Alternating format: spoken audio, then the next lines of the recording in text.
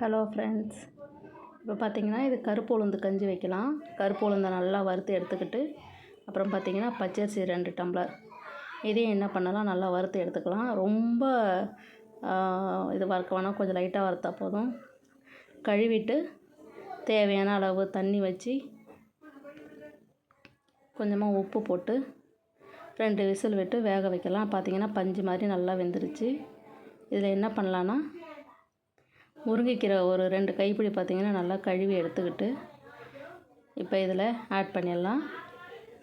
Add பண்ணிவிட்டு நல்லா கிளறி விட்டு ஒரு 2 நிமிஷம் வேக வைக்கலாம். நம்ம கீரையும் ஓரளவுக்கு வெந்ததுக்கப்புறம் இப்போ என்ன, நம்ம தேங்காய் பால் எடுத்து வச்சுருக்கோம்.